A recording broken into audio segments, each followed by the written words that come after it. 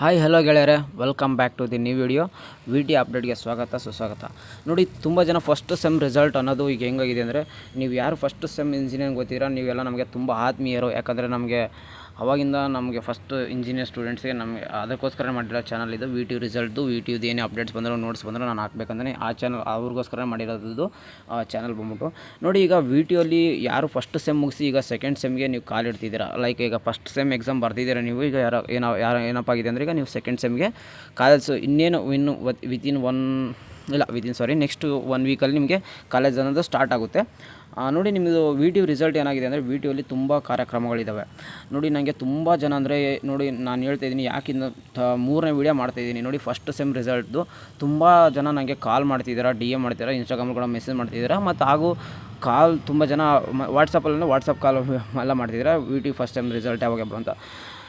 ಅಲ್ಲಿ ತುಂಬ ಕಾರ್ಯಕ್ರಮಗಳಿದ್ದಾವೆ, ತುಂಬ ಬ್ಯುಸಿಯಾಗಿದ್ದಾರೆ. ಮತ್ತು ಈಗ ಆದಷ್ಟು ಬೇಗ ನಿಮಗೆ ರಿಸಲ್ಟ್ ಅನ್ನೋದು ಅನೌನ್ಸ್ಮೆಂಟ್ ಆಗುತ್ತೆ.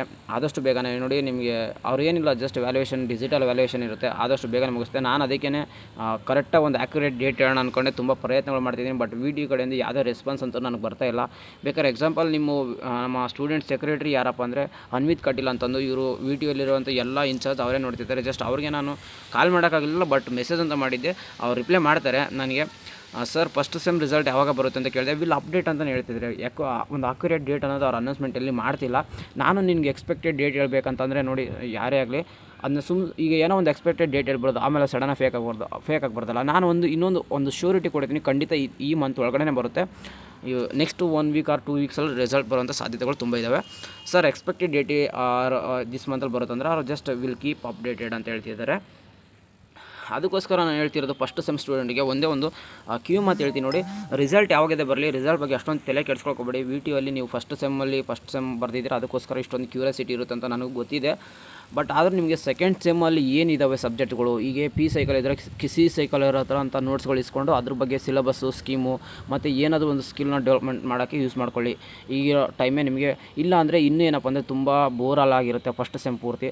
ಅದಕ್ಕೋಸ್ಕರ ನೀವೇನಂದರೆ ಜಸ್ಟ್ ಚಿಲ್ಲಾಗಿ ಒಂದು ವೀಕ್ ಎಲ್ಲಾದರೂ ಹೋಗಿ ಸುತ್ತಾಡಿಕೊಂಡು ಎಲ್ಲಾದರೂ ಆರಾಮಾಗಿ ಇರಿ ಒನ್ ವೀಕ್. ಯಾಕಂದರೆ ನೀವು ಈ ಟೈಮಲ್ಲಿ ನೀವು ಎಂಜಾಯ್ಮೆಂಟ್ ಮಾಡಬೇಕಾಗುತ್ತೆ.